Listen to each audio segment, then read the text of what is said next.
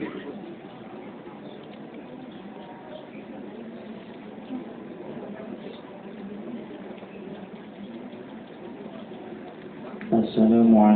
warahmatullahi wabarakatuh. Waalaikumsalam warahmatullahi wabarakatuh. Bismillahirrahmanirrahim. Alhamdulillahilladzi khalaqal mauta wal hayata bil ibtilaa. Asyhadu an la ilaha illallah wahdahu la syarika lah. Wa asyhadu anna sayyidana Muhammadan 'abduhu wa rasuluhu la nabiyya ba'dah. Allahumma salli wa sallim ala sayyidina Muhammadin nurika sari wa madadika wa jari wajma'ni bihi fi kulli aqwari wa ala alihi wa sahbihi ya nur amma ba'du. فقد قال الله سبحانه وتعالى في القرآن الكريم أعوذ بالله من الشيطان الرجيم بسم الله الرحمن الرحيم وذكر فإن الذكرى تنفع المؤمنين. وقال سبحانه وتعالى في آية أخرى والذين جاءوا من بعدهم يقولون ربنا اغفر لنا ولإخواننا الذين سبقونا بالإيمان ولا تجعل في قلوبنا غلا للذين آمنوا ربنا إنك رؤوف رحيم. وقال النبي صلى الله عليه وآله وصحبه وسلم ما الميت في قبره إلا كالغريق المضوى.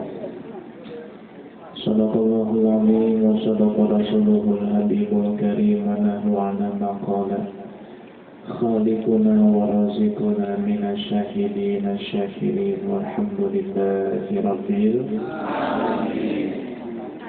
Yang pertama-tama dan yang paling utama, marilah sama-sama kita panjatkan puja dan syukur kehadirat Allah Subhanahu wa Ta'ala yang telah memberikan berbagai macam nikmat dan anugerah kepada kita, terutama nikmat iman dan nikmat Islam. Salawat dan salam mudah-mudahan tercurahkan kepada baginda Nabi besar Muhammad sallallahu alaihi wasallam, juga kepada keluarganya, para sahabatnya, dan kita selaku umatnya. Mudah-mudahan kita semua mendapatkan syafaatul uzma dari beliau di hari kiamat nanti. Amin ya Allah ya Rabbal alamin. Yang sama-sama kita muliakan Al-Mukarram Al-Ustaz Maskur, Bapak Ketua RT beserta seluruh kerabat yang bertugas, hadirin wal hadirat muslimin muslimat yang hadir pada acara tahlil malam kedua almarhumah wal maghfur laha Ibu Herudina Dewi Astuti binti Sarjono. Mudah-mudahan almarhumah diterima amal ibadahnya oleh Allah Subhanahu wa Ta'ala, diampuni segala dosa-dosanya, diangkat derajatnya, ditempatkan di tempat yang penuh dengan kenikmatan, dan keluarga yang ditinggalkan mudah-mudahan diberikan pahala dan kesabaran. Bibarakati umil Quran. Al-Fatihah. A'udzu billahi minasyaitonir rajim. Bismillahirrahmanirrahim. Alhamdulillahirabbil alamin arrahmanir rahim maliki yaumiddin. Iyyaka na'budu wa iyyaka nasta'in ihdinas siratal mustaqim siratal ladzina an'amta 'alaihim ghairil maghdubi 'alaihim waladdallin. Hadirin wal hadirat, muhallilin wal muhallilat rahimakumullah. Seperti inilah fenomena kehidupan di alam dunia, tidak luput daripada kelahiran dan kematian. Kelahiran demi memakmurkan dunia, kematian demi mempersilahkan generasi generasi untuk melanjutkan demi memakmurkan dunia ini. Tanpa adanya kematian, dunia ini amatlah sangat padat. Dunia ini amatlah sangat tidak akan cukup untuk menampung semua umat manusia. Maka harus berganti, satu demi satu meninggalkan dunia, satu demi satu lahir ke alam dunia, hingga pada tiba saatnya nanti Allah menutup dunia ini dengan terjadinya kiamat kubro. Hanya saja kita sebagai orang yang beriman tidak boleh menganggap kelahiran dan kematian sebatas fenomena alam, hanya sebatas kejadian yang hanya berlaku dan terjadi kapanpun, dimanapun, pada saat apapun. Berlaku dan terjadi kepada siapapun, orang manapun, jenis kelamin apapun. Kita sebagai orang yang beriman harus meyakini di dalam hati bahwa segala apa yang terjadi itu adalah kehendak Allah Subhanahu wa Ta'ala. Sudah ada garis tulisnya dari Allah Subhanahu wa Ta'ala, sudah ditentukan dan ditetapkan di dalam takdir Allah Subhanahu wa Ta'ala. Sehingga kita akan pandai dan bijak dalam menyikapi setiap fenomena, dalam menyikapi setiap kejadian yang berlaku, baik kelahiran ataupun kematian, karena kita pun akan mengalami hal yang sama. Sehingga Nabi Shallallahu Alaihi Wasallam mengajarkan dan menyuruh kita agar kita sering-sering melakukan ziarah kubur. Nabi Shallallahu Alaihi Wasallam bersabda, "Kuntu nahaitukum an ziyaratil quburi fazuruha." Dulu aku melarang kamu melakukan ziarah kubur, tapi sekarang laksanakanlah. Tapi sekarang ziarahilah.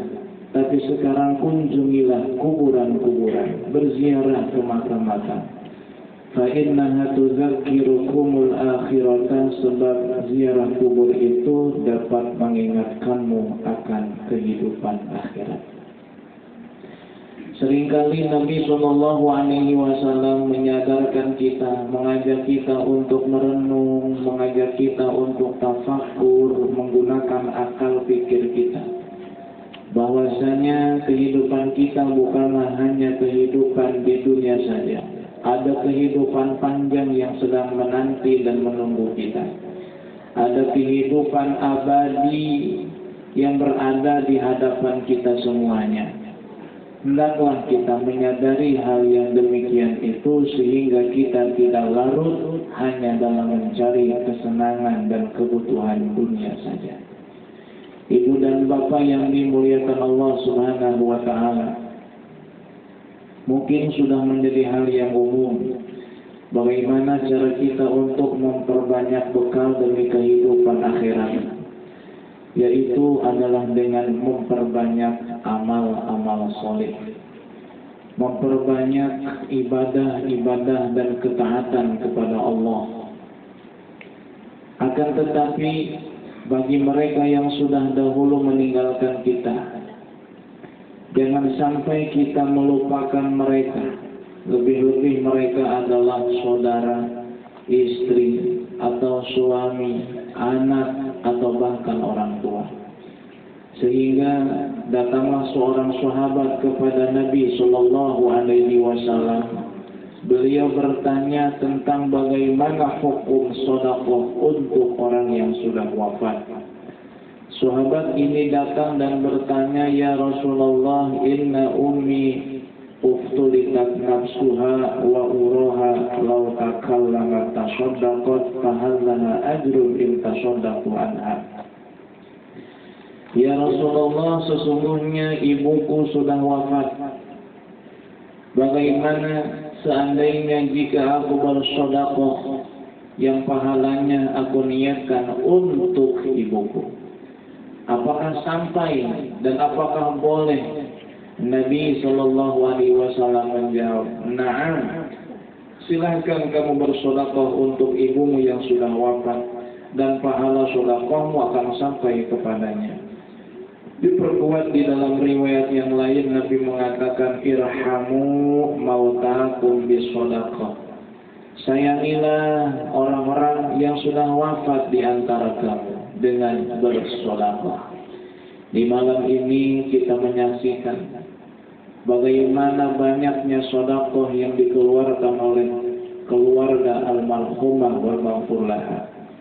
Dari mulai makanan ringan, buah-buahannya, kemudian minumannya, semuanya ada.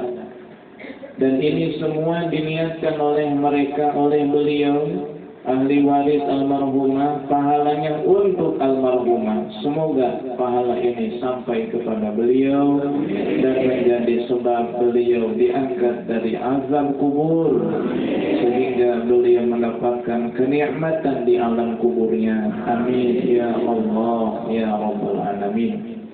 Ibu dan bapak yang dimuliakan Allah Subhanahu wa ta'ala, kita sudah memasuki bulan Muharram 1444 Hijriah. Di bulan Muharram ini banyak sekali hamba-hamba yang mendapatkan anugerah dan keistimewaan dari Allah. Nabi Adam alaihi salam diterima taubatnya oleh Allah Subhanahu wa ta'ala di bulan Muharram. Nabi Adam salahnya cuma satu, hanya memakan buah khuldi. Ia hanya memakan buah dari pohon yang tidak boleh ia dekati oleh Allah Subhanahu wa ta'ala. Dan pohon itu disebut dalam Quran dengan sebutan syajaratul khuldi, pohon keabadian. Maka buahnya pun disebut dengan buah khuldi, buah keabadian. Tatkala Nabi Adam alaihi salam memakan buah khuldi, hingga sampailah buah itu di tenggorokan Nabi Adam, maka di tenggorokan Nabi Adam menonjol sesuatu yang itu merupakan buah khuldi yang ia makan, sehingga Allah Subhanahu wa ta'ala mengabadikan buah khuldi itu pada anak cucu Nabi Adam, sehingga bagi kaum laki-laki di tenggorokan yang ada sesuatu yang menonjol, dan itu disebutnya adalah zakur. Zakur itu sejarahnya adalah buah khuldi yang dimakan oleh Nabi Adam. Makanya kalau kita melihat ada sosok yang cantik menawan, tapi kok tenggorokannya ada yang menonjol, bencong,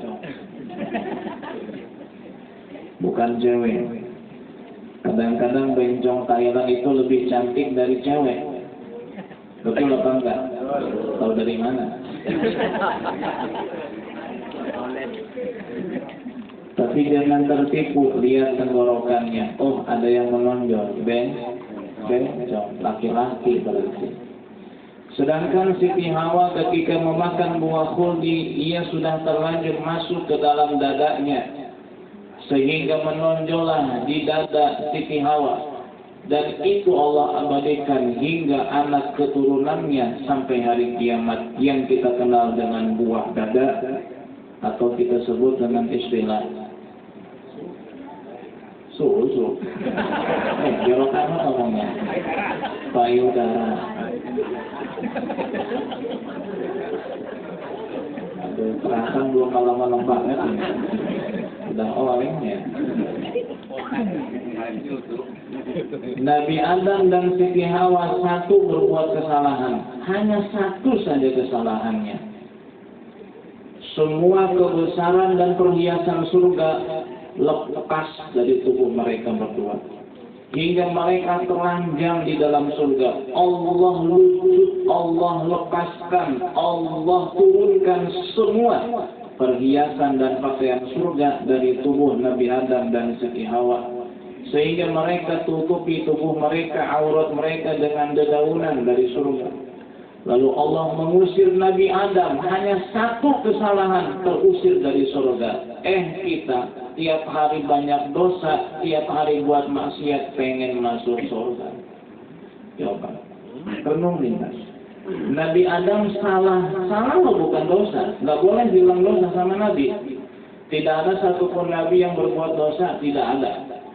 Kenapa? Karena Nabi itu ya, kalau kita mengaji tauhid, wajib memiliki sifat ismah, terpelihara, terjaga dari perbuatan dosa. Jangankan dosa besar, dosa kecil saja tidak. Baik sebelum jadi Nabi, pada saat setelah jadi Nabi, tidak pernah ada satupun Nabi dan Rasul yang berbuat dosa dan maksiat. Lalu yang dilakukan oleh Nabi Adam, ia melakukan kesalahan. Bukan dosa, itu kesalahan. Dan salah dan dosa beda. Salah itu dilakukan tanpa sengaja. Tapi kalau dosa dilakukan dengan sengaja. Nabi Adam tanpa ada unsur kesengajaan makan buah budi itu. Dia lupa bahwa itu dilarang oleh Allah Subhanahu wa Ta'ala. Satu salahnya keluar dari surga. Kita banyak salahnya pengen ke surga. Coba pikir, pantas apa enggak? Pantas tidak aja. Jika malaikat repot ngomongnya dengan nggak pantas. Makanya ada syair Abu Nawas. Syair Abu Nawas yang selalu dibaca setiap ba'da Jumat. Ilahi lastunil firdausi a'la wa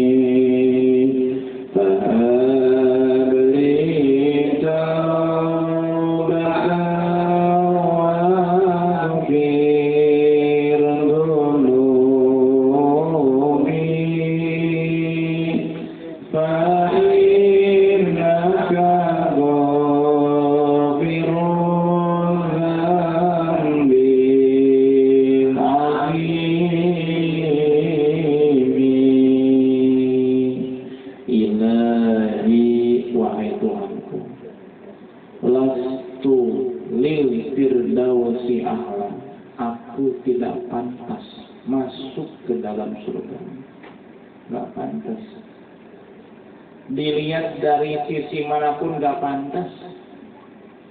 Lihat dari potongan wajahnya, boro-boro ke surga, ke mall aja dilarang.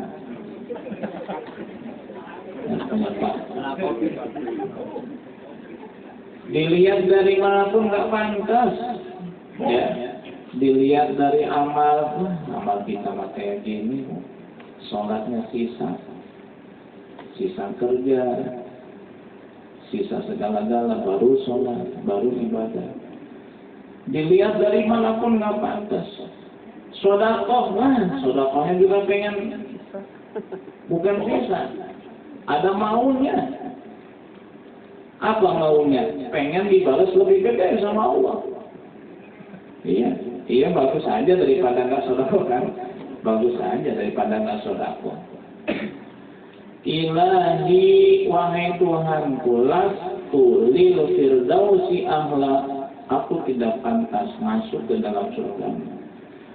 Wala aqwa ala naril jahimi, dan aku tidak sanggup harus masuk ke dalam neraka. Ini kan kalau kita pikir-pikir, omongan kayak orang yang bingung kan? Sedangkan di surga itu nggak ada 3 tempat, hanya 2 tempat, ya surga yang neraka, udah selesai. Dia merasa saya nggak pantas masuk ke surga, dan kalaupun dimasukkan ke neraka saya nggak kuat ya Rob. Jadi kalau Allah yang nggak mau, mungkin lu maunya kemana? Gitu kan kira-kira mungkin ya, maunya kemana? Dia pintar. Fahab li taubatan waghfir dzunubi. Ya Allah, terimalah taubatku dan ampuni dosa. Fa innaka ghafirul dzambil 'azimi, sebab Engkau adalah Zat yang Maha mengampuni segala dosa yang besar. Aku tidak pantas masuk ke dalam surga karena aku banyak dosa. Dan kalaupun aku harus dimasukkan ke neraka karena dosaku, aku tidak sanggup ya Rabb. Oleh karena itu, terimalah taubatku, ampuni dosaku. Ketika kau sudah terima taubatku dan kau ampuni dosaku, masukkan aku ke dalam surgamu. Begitu maksudnya. Ya, ini kayak omongan mahasiswa. Assalamualaikum, ibu bapak sehat. Kuliahnya di UGM di sana. UGM. Assalamualaikum, waalaikumsalam. Ibu bapak semoga dalam keadaan sehat walafiat. Ananda ingin mengabarkan bahwa Ananda di sini sehat walafiat. Nanti dulu selesai. Dan alhamdulillah Ananda bisa mengikuti mata kuliah yang diajarkan di sini. Dan Ananda ingin menyampaikan sesuatu, bahwasanya Ananda adalah anak yang tidak pantas untuk dibiayai, untuk diberi nafkah, diberi uang, karena Ananda sudah berusia lebih daripada usia orang-orang yang layak dinafkahi. Akan tetapi Ananda tidak kuat menahan perut dalam rasa lapar. Dan Ananda pun tidak kuat mendengar ocehan pemilik kos, bayar. Jika ibu dan bapak masih punya hati nurani.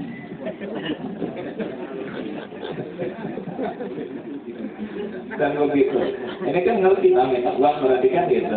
Ini sama si Iran tadi juga gitu. Maksudnya pengen masuk surga, tapi dengan untayan kalimat yang indah. Karena Allah memang senang mendengar untayan kalimat yang indah dari hambanya yang meminta kepada Allah Subhanahu wa Ta'ala. Begitu. Allah terima taubat Nabi Adam alaihi salam di bulan Muharram setelah Nabi Adam taubat 40 tahun. Nangisnya 40 tahun Nabi Adam, satu doang salahnya. Kita nggak tiap hari maksiat, tiap hari berbuat dosa, jarang menangis. Sekalinya nangis, ya. Apa? Bukan duit. Kamu siapa? Bukan duit. Suami. Curhatan hati seorang istri. Jangan suka dikasih nafsu istrinya ya. Kasih duit.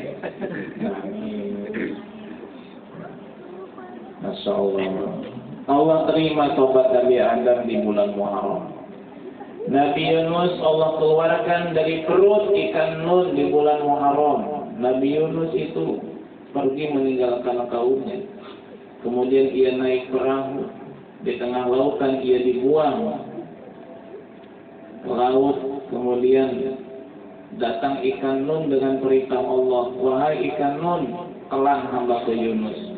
Nabi Yunus ditelan oleh ikan.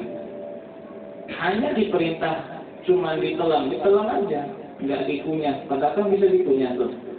Kalau dikunyah kan repot ya. Maka cuma ditelan doang. Dibawa ke dasar lautan. Nabi Yunus alaihi salam bertasbih kepada Allah. Apa tasbih Nabi Yunus? La ilaha illa anta subhanaka inni kuntu minal zalimin. Bertasbih kepada Allah. Allah terima tasbihnya Nabi Yunus dan Allah keluarkan Nabi Yunus dari perut ikan Nun. Fastajabna lahu, kami kabulkan permintaan Yunus. Wa najjaynahu minal ghammi, dan kami selamatkan Yunus dari kebingungan, dari kesedihan. Wa kadzalika nunjil mu'minin, dan seperti itu jugalah kami menyelamatkan orang-orang yang beriman. Jadi bukan Nabi Yunus doang yang Allah selamatin dengan kalimat La ilaha illa anta subhanaka inni kuntu minal zalimin. Orang beriman jika mengucapkan tasbih ini pun Allah akan selamatkan dari kesusahan, dari kesedihan, dari kefakiran. Dan Nabi Yunus selamat keluar dari perut ikan Nun di bulan Muharram. Nabi Nuh alaihi salam diselamatkan oleh Allah dari banjir yang menerjang seluruh permukaan bumi. Di bulan Muharram, Nabi Nuh alaihissalam, Allah perintahkan Nabi Nuh untuk membuat perahu. Kemudian Nabi Nuh bertanya, ya Rabb, mana kayu dan kayu apa yang aku pakai untuk membuat perahu? Kata Allah, tanam kayunya. Jadi disuruh buat perahu, kayunya tanam dulu. Ya kapan jadinya? Nabi Nuh alaihissalam nurut. Dia menanam kayu. Dalam sebagian tafsir disebutkan kayunya itu kayu jati, kayu jati. Setelah ditanam, jadi tunggu sekian puluh tahun, dibuatlah perahu di tengah kampung. Bayangin, orang buat perahu kan di pinggir kali, di pinggir rawa, di pinggir laut. Ini di tengah kampung. Orang yang benci sama Nabi Nuh semakin gila. Orang yang gak senang sama Nabi Nuh semakin menjadi-jadi. Sehingga saking bencinya mereka kepada Nabi Nuh, perahu Nabi Nuh mereka kotori dengan kotoran manusia. Orang-orang pada buang hajat di kapal Nabi Nuh alaihissalam. Sampai ada orang tua yang sudah lumpuh, saking bencinya sama Nabi Nuh, dia pun ngebelain di gotong-gotong pengen buang hajat di kapalnya Nabi Nuh. Sampai diangkat ke atas, akhirnya dia jatuh tuh. Kok juga ya, jadi bayangin ya. Apa yang terjadi? Ini orang tua sembuh. Yang tadinya lumpuh sembuh. Dia kaget, ini sembuh. Ya, dia keluar, dia pulang. Kata orang-orang, Pak, Anda berobat di mana? Sembuh tiba-tiba. Masih banyak obatnya tuh. Akhirnya orang-orang yang perlu obat, itu ada yang bawa toples, ada yang bawa awet. Akhirnya itu perahu Nabi Nuh bersih lagi. Masya Allah. Sembuh kayak betul. Ya. Gimana?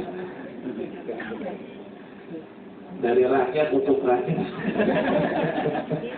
Masya Allah, tiba banjir, kata Nabi Nuh, setiap hewan sepasang naik, anjing sepasang naik, kucing. Ini masih bakal hewan yang ada sekarang ini. Ya. Jadi hewan yang ada sekarang itu hewan yang naik bersama dengan kapal Nabi Nuh alaihi salam. Yang tidak naik semuanya mati. Kemungkinan dinosaurus itu adanya sebelum zaman Nabi Nuh. Ya. Karena kalau dinosaurus ikut naik, sampai sekarang masih ada dinosaurus. Dan dinosaurus itu bukan hewan raksasa, itu hewan kecil, Pak. Mungkin kalau sekarang kambing lah. Loh, kenapa demikian? Tinggi Nabi Adam itu 24 meter. Tinggi Nabi Adam 60 hasta atau 24 meter. Sedangkan dinosaurus yang paling besar itu paling 10 sampai 15 meter. Jadi masih tinggi Nabi Adam dong. Ya kalau sekarang kan kambing lah dinosaurus itu. Ya. Ya kambing, paling ayam lah mungkin kayak gitu. Ya, yang dinosaurus yang apa yang pemangsa itu apa namanya? Direk. Ya itu kalau aja. Itu mungkin ayam lah, kelasnya mungkin lah. Kecil ya. Masya Allah. Jadi bukan hewan raksasa. Kenapa? Ya manusia kan gede. Tapi ada Malaysia itu 24 meter, Pak. Yang di sini aja kalah. Yang di sini berapa meter? 6 meter. Ya. 4 kali listrik. Masya Allah. Semua orang naik, berapa yang naik ke kapal Nabi Nuh? Kurang lebih 80 orang. Sedangkan Nabi Nuh itu dakwahnya 900 tahun. Umur Nabi Nuh 950, dakwahnya 900 tahun.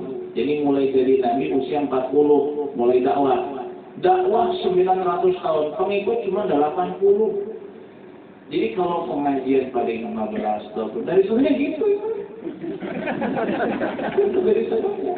Terus saja, saya punya guru Habib Abu Bakar Al-Masyhur yang kemarin wafat, mungkin melihat ya banyak di Facebook ya kan dia berita kapal wafat bukan cita Habib Abu Bakar bin Ali Al-Adani Al-Masyhur. Beliau ulama besar. Dan sebelum beliau masyhur seperti sekarang yang jenazahnya menghadirkan puluhan ribu orang, Masya Allah. Jauh sebelum beliau masuk, beliau dulu sama ngajar ngaji dari satu kampung ke kampung yang lain. Ini yang cerita Habib Ali Jufri, salah satu murid beliau. Dulu Habib Abu Bakar Masyhur ngajar ngaji di rumah saya. Kata Habib Ali ini, yang ia ajarkan kitab Riyadhus Shalihin dan kitab Safinatun Najah, hadis dan fikih. Pertama pengajian penuh nih, satu ruangan rumah itu penuh. 2 minggu kemudian, 3 minggu, mulai kurang, sisa 5 orang yang hadir. Kata Habib Abu Bakar, ayo Habib Ali, kita lanjut ngaji. Habib cuma 5. Jangan 5. Kalaupun yang tersisa tinggal kamu dan saya, ngaji tetap jalan. Tuh. Jadi Rasulullah udah gitu disuruhnya. Emang ngaji mana apa-apanya? Nabi Nuh 900 tahun dakwah cuma 80 orang. Masya Allah, Masya Allah. Akhirnya setelah diseleksi, setelah dilihat, Nabi Nuh bertanya, mana anakku Kan'an? Kata mereka, kami juga melihat Kan'an di sini. Nabi Nuh melihat ke bawah, ternyata Kan'an ada di bawah. Kata Nabi Nuh alaihissalam, ya bunayya rakam ma'ana, wahai anakku Kan'an, mari naik bersama kami ke atas bahtera. Apa kata Kan'an? Sa'awi ila jabali ya'simuni minal ma'. Aku akan berlindung di atas bukit yang bisa menyelamatkanku dari banjir yang datang ini. Kan'an tidak naik ke atas perahu, dia naik ke atas bukit. Banjir datang, jangankan daratan, bukit pun, gunung pun semuanya direndam oleh air itu. Alam dunia itu banjir, satu-satunya banjir yang pernah terjadi dalam sejarah dunia yang menerjang seluruh dunia itu banjir Nabi Nuh alaihissalam. Semuanya, ya, tanpa terkecuali, semuanya penuh dengan air dari timur hingga barat, utara sampai selatan, penuh dengan air. Makanya sekarang kadang-kadang ya ada penemuan misalnya taring yang fosil, taring ikan hiu di tengah hutan. Loh, kok ada ikan di tengah hutan? Ya, kemarin belum lama ketemu tuh ya, ada taring ikan hiu di tengah hutan. Ini zaman megalitikum. Kok bisa ikannya ada di hutan? Mungkin zamannya Nabi Nuh alaihissalam dulu itu. Ya. Dan berapa lama Nabi Nuh di atas lautan? Dari mulai bulan Rajab sampai bulan Muharram. Rajab, terus apa lagi?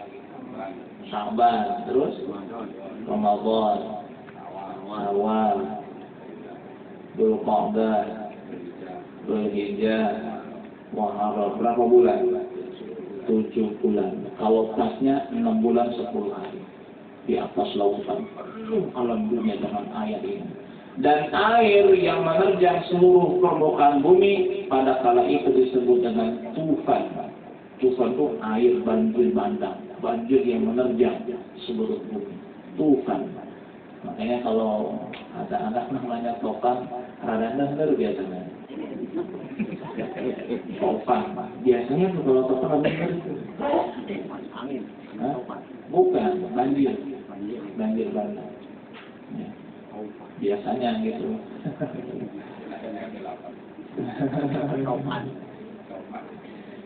Dan Nabi Nuh selamat di bulan Muharram, tepatnya tanggal 10 yang kita sebut dengan hari Asyura. Nabi Ibrahim diselamatkan dari api pada hari Asyura. Nabi Musa diselamatkan dari Fir'aun pada hari Asyura. Matinya Fir'aun di hari Asyura. Mati mah sopan ya. Modarna Fir'aun pada hari Asyura. Kokitnya Fir'aun pada hari Asyura. Jadi hari yang luar biasa nih, kita akan menghadapi hari Asyura. Itu hari Senin. Kemarin kan tanggal 1 hari Sabtu ya. Sabtu, Minggu, Senin hari Asyura. Nah di hari itu sunnah kita melakukan puasa. Keutamaannya 1, diampuni dosa 1 tahun. Nabi ditanya tentang puasa Asyura. Su'ila Rasulullah sallallahu alaihi wasallam an siyam yaum Asyura. Nabi ditanya oleh sahabat tentang keutamaan puasa pada hari Asyura. Kata Nabi, yukaffiru sanatal madiyah. Puasa di hari Asyura bisa menghapus dosa 1 tahun yang sudah lewat.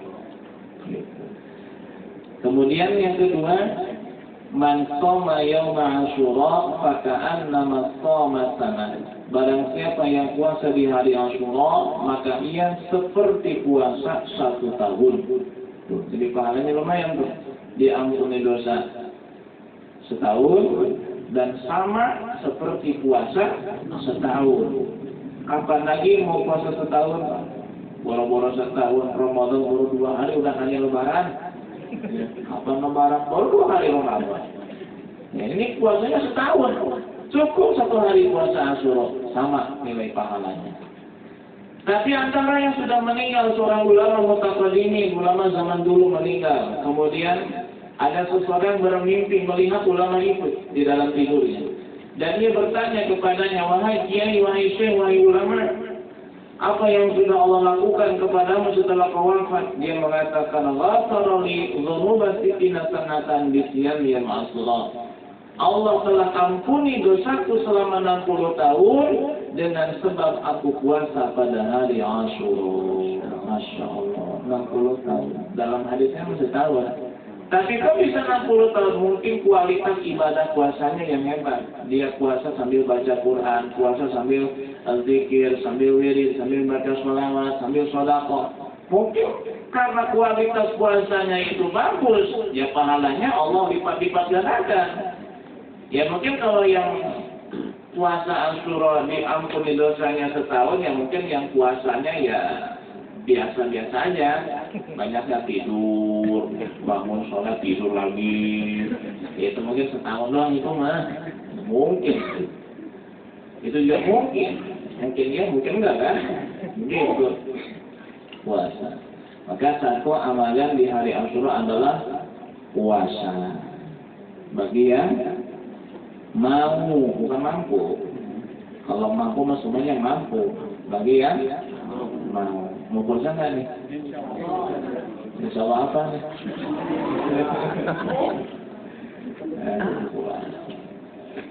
Kalau bisa puasanya dari tanggal 9, Nabi bersabda sumut tasi'a wal asyira. Puasalah pada tanggal 9 dan tanggal 10. Kenapa kok 2 hari? Satu, Nabi pernah berkata, la ina'ishu ilal qabil la asumma natasi'. Jika aku hidup hingga tahun depan, aku akan puasa dari tanggal 9. Ternyata Nabi nggak sampai bulan Muharram, meninggal di bulan Rabiul Awal. Tapi Nabi sudah azam mau puasa tanggal 9. Itu yang pertama. Yang kedua, untuk supaya kita beda dengan Yahudi.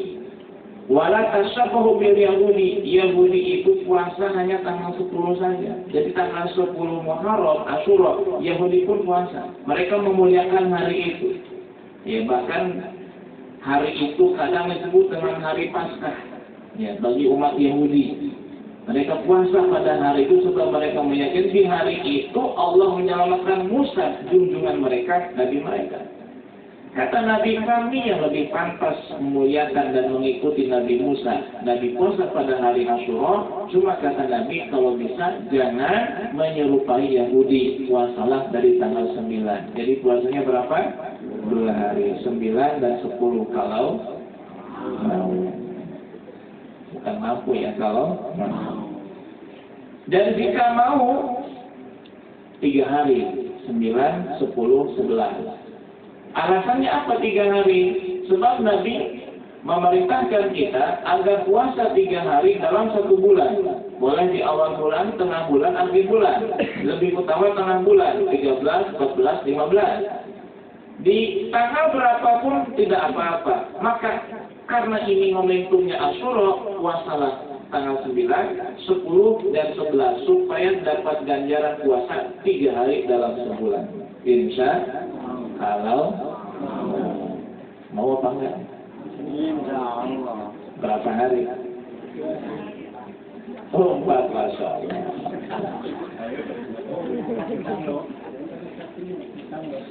Yang kedua, di hari Asyura dianjurkan bersedekah. Ya. Man tasaddaqa fi yaumi Asyura faka'annama atau kana tasaddaqa bi sana. Barang siapa yang sedekah di hari Asyura, ia seolah-olah sedekah dalam 1 tahun. tiap hari sedekah aja, itu pahalanya cukup dengan sedekah di hari Asyura. Dan sedekah yang paling utama adalah kepada kedua orang tua. Ya, kalau sudah meninggal, sedekah pahala untuk mereka. Pada yatim piatu sambil mengusap kepala mereka. Setiap kita mengusap kepala yatim dan tersentuhlah rambut kepala mereka, setiap helai rambut kepala mereka yang tersentuh oleh tangan kita, Allah jadikan ampunan untuk kita semuanya. Jadi jangan hanya nitip uang, kalau kita ikut hadir usap kepala yatim, tapi jangan diusap-usap doang, kasih duit, diusap-usap sampai punya tabung, udah diberi duit, curi betul, ya, kasih besar di itu, ya, alhamdulillah tadi dengan sudah ada 7 juta lebih ya, masya Allah. Mudah-mudahan bisa lebih dari 10 juta ya. Dan nanti akan terasa sendiri loh keutamanya. Ya, sudah terasa mungkin ya bagaimana kita infak sedekah kepada yatim ini, masya Allah pahalanya sangat agung luar biasa. Ya. Nah kalau kita jangan sama yatimnya doang, ibunya juga sekalian. Double. Anak disantunin. Janda, makanya ketika penggalangan dana itu jangan hanya santunan yatim, sama santunan yatim dan duafa. Nah, duafa itu nanti janda masuk, piatu masuk, miskin masuk, fakir masuk, yang sakit masuk, duafa. Tapi kalau cuma yatim doang, jangankan janda, piatu saja nggak boleh. Karena yatim itu kan yang meninggal bapaknya, kalau piatu kan yang meninggal ibunya, nggak bisa masuk. Ya, maka dari awal supaya lebih leluasa ya dalam mensosialisasikan dana tersebut, ya tambah yatim dan duafa. Kan kasihan anak yang dikasih ibunya enggak, kan gigit jari kan itu. Kasihan. Ya. Lebih-lebih kalau yang ibunya masih udah tua. Udah tua. Udah tua, Bu.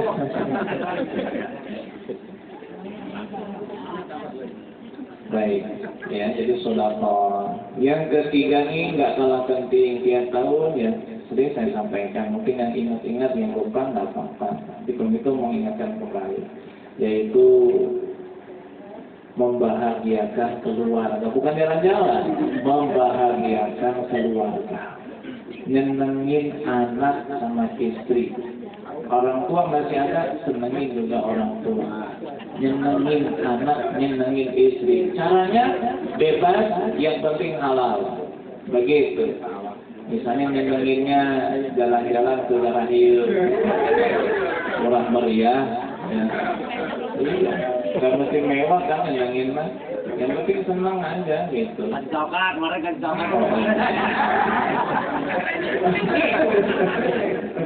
Yang penting nyenengin aja, nyenengin. Ya. Nyenengin. Hari Asyura, hari Senin, pas tanggal 10. Ya. Cuti nggak apa-apa, cuti. Ya puasa sama puasa emang masalah. Kan nyenengin istri sama anak, ambil puasa. Ya. Pahala lagi, pahala. Haji puasa enggak? Itu urusan saya.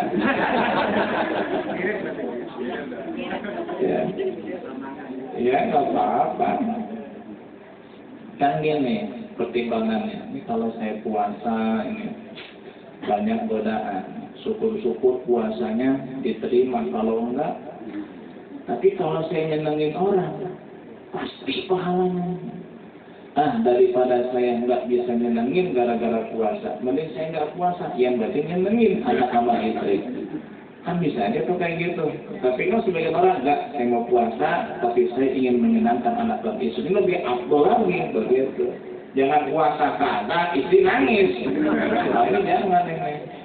Ya. Nah, apa ini keutamaannya? Banyak yang menjelaskan. Man wasa'a ala iyalihi fi yaumi Asyura wasa'allahu tula sanati. Barang siapa yang membahagiakan, nyenengin keluarganya, nyenengin istrinya, nyenengin anaknya, maka dalam setahun Allah akan memberi keluasan kepadanya. Luas rezekinya, luas kesehatannya. luas segala-galanya, luas hatinya, jembar hatinya. Orang kalau dikasih keluasan enak tuh. Usaha apa aja jembar enak, nggak sempit tuh. Ini supaya kita terbebas dari kesempitan dalam hal apapun. Wayahna, apa wayahna itu? Wayahe. Bukan saatnya, berapa? Semestinya seharusnya, ya. Seharusnya pada hari Asyura senengin anak sama istri. Itu ya, terserah itu macam yang penting hal mau healing enggak healing. Tahu healing enggak? Giling-giling kota. Jari Pak RT melaku. Melaku.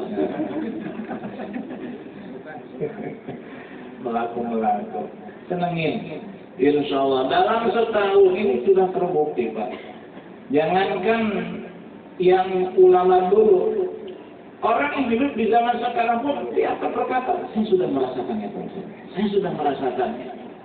Ya, begitu.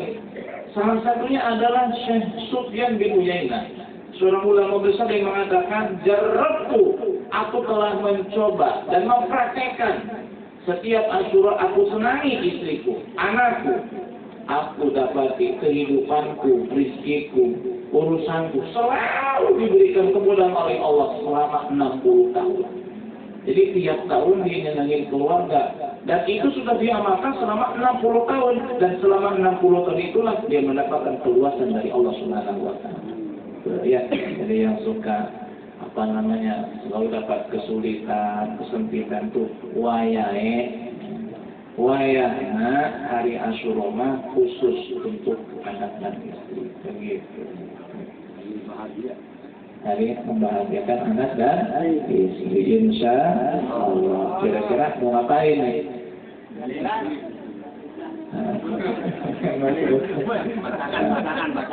Dia yang bakar. Jalan terserah ya. Masya Allah. Jalan-jalan sambil puasa. Ya puasa ya suaminya aja.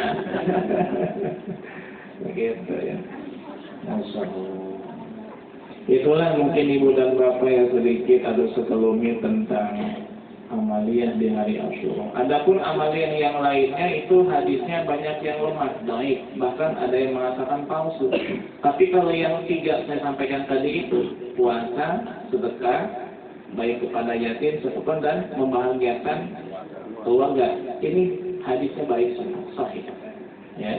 Kalau yang lainnya kayak motong kuku, pakai sifat, mandi, silaturahmi, ini hadisnya ada yang boleh, ada yang palsu bahkan. Tapi tetap boleh, ya artinya boleh kita motong kuku di hari Asyura, kemudian boleh kita silaturahim, ziarah, buat bubur Asyura, boleh. Cuman jangan meyakini ini amaliyah hanya sunnah pada hari Asyura, jangan. Gitu, itu nggak boleh. Kenapa? Karena hadisnya bermasalah. Gitu. Tapi kalau yang tidak tadi, hadisnya ada, diyakini ini sunnah pada hari Asyura itu tidak jadi masalah. Tapi kalau yang lainnya kayak motong kuku ya nggak apa-apa sih, nggak masalah. Cuman jangan diyakini motong kuku itu kesunahan khusus di hari Asyura. Itu riwayatnya nggak ada. Begitu. Ibu dan bapak yang dimuliakan Allah Subhanahu wa Ta'ala, semoga pengajian yang singkat ini bisa menambah wawasan kita dan kita bisa mengamalkannya. Amin ya Rabbal. Kira-kira dari yang 3 tadi yang diamalin semuanya atau berapa? 3. Dengan puasa, sedekah dan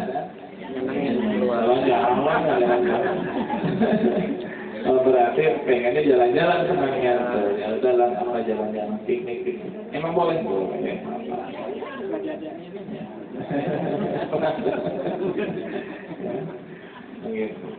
Allah Maha Bismillah, kita tutup dengan membaca surah Al-Fatihah. Kita khususkan kepada almarhumah Ibu Herlina Dewi Astuti binti Sarjono dan almarhum Sufiono bin Joyotina, kemudian almarhum Mahdi Rubiem binti Adam. Semoga mereka semua mendapat ampunan Allah Subhanahu wa Ta'ala, diangkat derajatnya, dijauhkan dari siksa kubur, diberikan kenikmatan kubur, di barokati umil Quran. Lahumul Fatihah. A'udzu billahi minasyaitonir rajim. Bismillahirrahmanirrahim. Alhamdulillahirabbil alamin arrahmanir rahim maliki yaumiddin. Iyyaka na'budu مستقيم صراط الذين أنعمت عليهم غير المغضوب عليهم ولا الضالين هداني الله وإياكم أجمعين والسلام عليكم ورحمة الله وبركاته.